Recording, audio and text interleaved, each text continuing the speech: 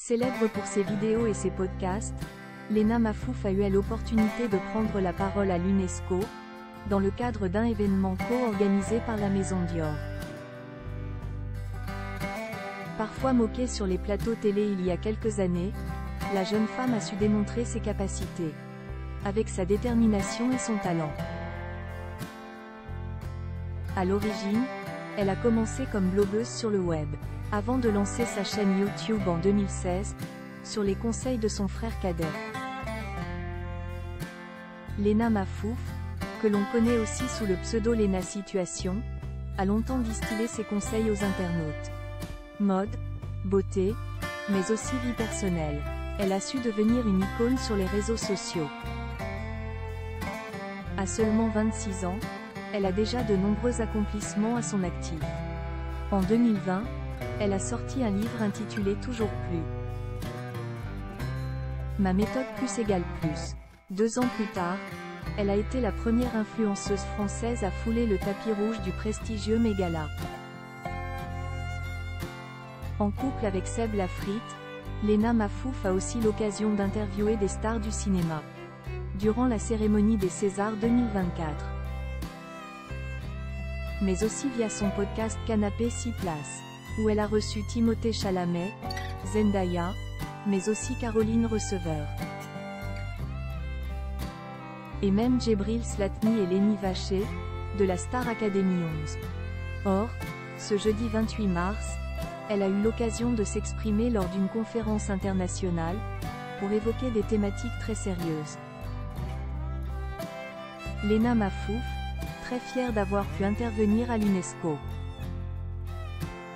Du web aux institutions les plus prestigieuses de la planète. Le parcours de la jeune femme a de quoi impressionner n'importe qui. De nos jours, elle fréquente de grands couturiers et s'intéresse de très près à des domaines comme l'art ou les phénomènes de société. Mais ce succès étourdissant a aussi son revers. Ainsi, Lena Mafouf fait souvent face à des vagues de haine en ligne.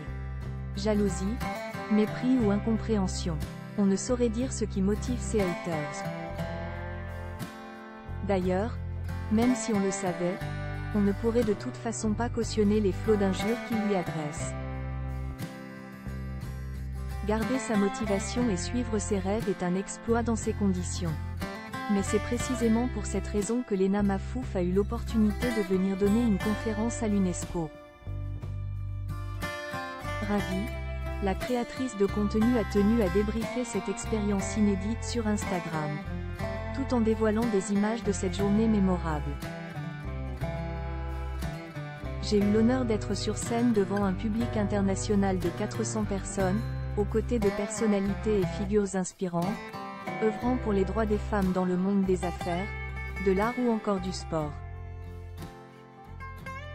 Tous les ans, l'UNESCO et Dior organisent un rendez-vous engagé qui célèbre l'éducation, l'équité, l'inclusion et l'égalité des genres, des priorités au cœur du programme de mentorat et d'éducation Women@Dior.